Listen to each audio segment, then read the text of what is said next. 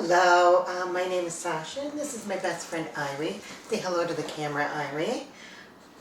And this is our story. So, Irie and I both have colon cancer. I was diagnosed this spring with stage 3B, and he was just diagnosed yesterday, and he's stage 4 inoperable. The question is, how do the dog and I both get the same type of cancer?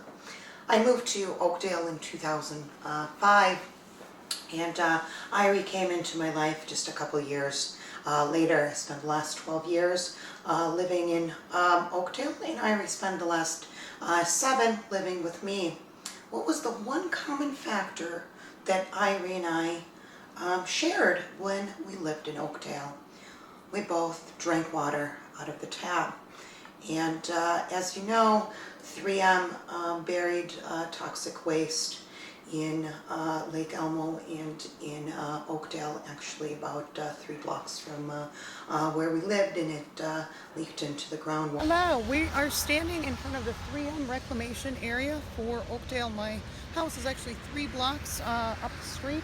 So this is where the part of the barrels were buried, starting probably the 50s. They were removed a few years ago. However, the ground is still contaminated. Hence, you're seeing this green fence, and the ground was just being reclamated. Currently, as you can see, it's still in progress. According to all the reports, the cleanup was completed in 2015. Today is December 4th, 2017. As you can see, the work still continues, and we still have poison in our ground. So you've been drinking this water for about 12 years from the chemicals that were dumped here, and you now have cancer. Tell us a bit about what you have going on, and what the chemicals here were, and how they brought joy and misery to your life. So I was diagnosed with colon cancer, stage 3B. Water contaminating our water. The safe rates are 1 part per billion. We were drinking 23,700 parts per billion. We have the same stage of cancer.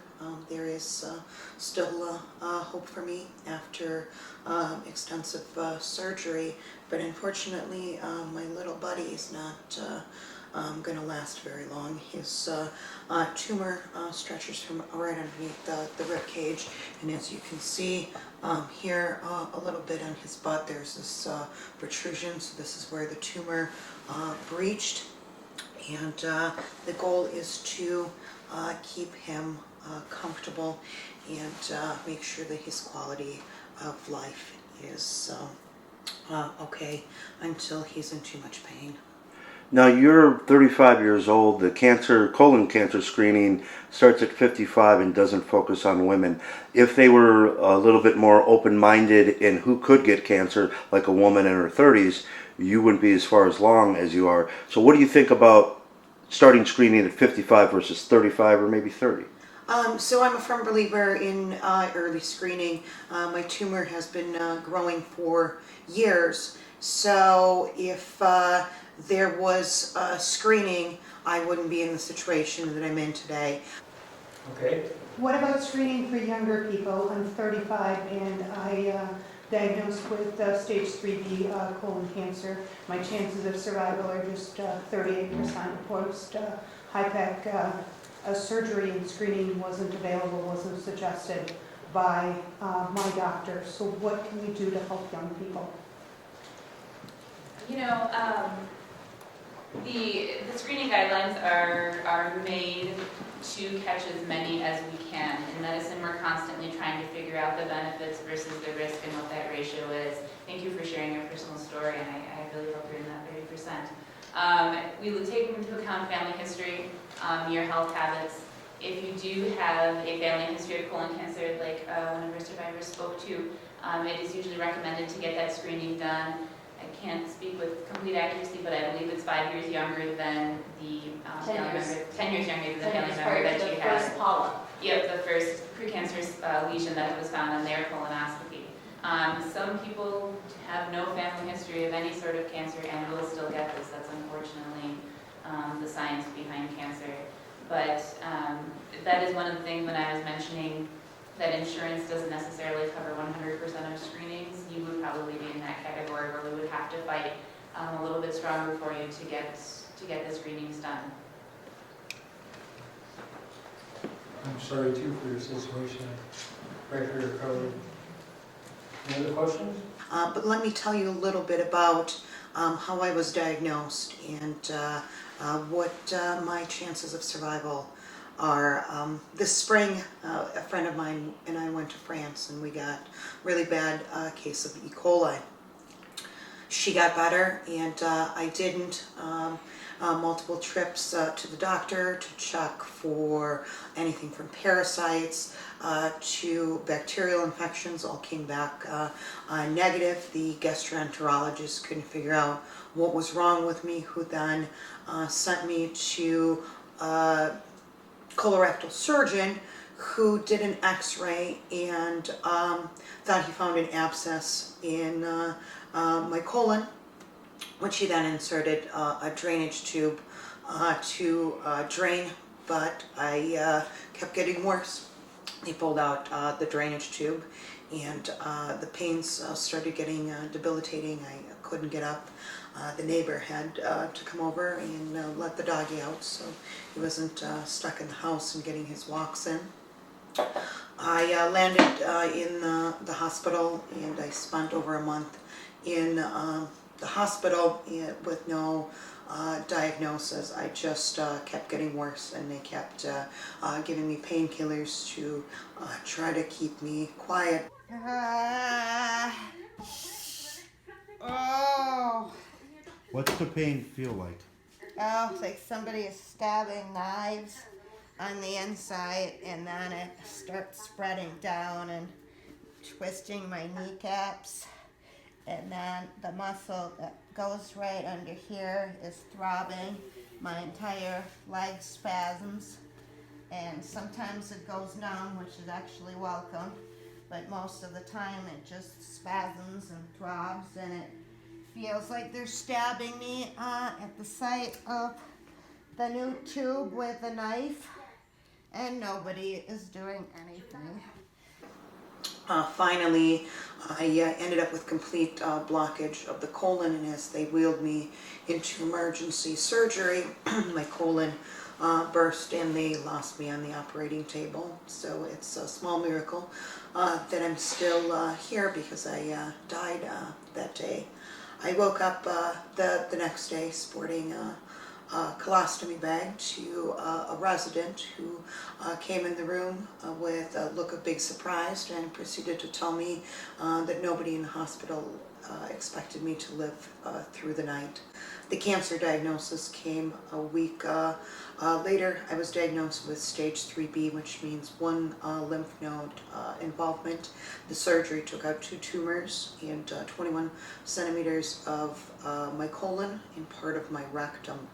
The bad part, the abscess was not an abscess, it was a tumor, so when they put in the drainage tube, it caused the tumor to burst, so cancer cells flooded my entire system. To make matters worse, when my colon burst, the infection, the cancer, and my stool flooded my bloodstream, so pretty much giving me cancer cells all over my abdomen, so what is called the peritoneum. I had peritoneum spread as well as spread to my uterine wall. The doctors advised that full hysterectomy might be needed at the time of neck surgery, and unfortunately I don't have any children, so that was the hardest part for me to deal with in terms of a diagnosis. It was the one time I sat down and I just cried because I always thought I had more time, and you always picture yourself, sitting there on the couch reading to your children and to their children, and I don't get that chance. Closest thing to a child that I have is my friend Irie, and he's not gonna make it very long. Now, the surgery that I have coming up in just a few short weeks is something called high back. Again, due to the peritoneum spread, chemo is not very effective. My chance of recurrence within 2 years is 100%, and they don't know if I'll make it through the next round of cancer. So I'm choosing high back, which is a hyperthermic chemo, so it is exactly what it sounds like. So they open you up and they pour chemo inside your abdominal cavity at 104 degrees Fahrenheit for a period of 90 minutes. It is very effective, so it penetrates through the peritoneum, killing those cancer cells, and it does prevent recurrence. Unfortunately, 11% die on the operating table. Another 25 to 56 don't make it past 60 days. And just 38% live post 5 years. But hey, I'll take it. I'm 35. I have some life to live. I'm refusing to accept the diagnosis that I have. Just 2 years left. What is the pain level when you wake up after this hot chemo? From what I hear, it's excruciating. The recovery period is anywhere between 6 weeks to 6 months, and you wake up in the ICU. The average time spent in the ICU is between 6 and 30 days.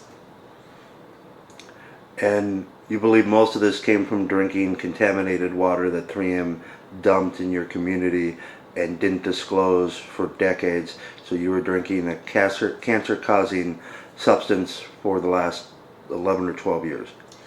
Absolutely. I have no family history of cancer on either side of the family. And think about it this way. What are the odds of me and the dog having the same stage of cancer?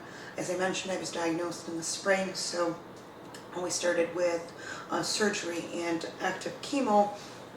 But my little buddy didn't know how to tell me that he was sick.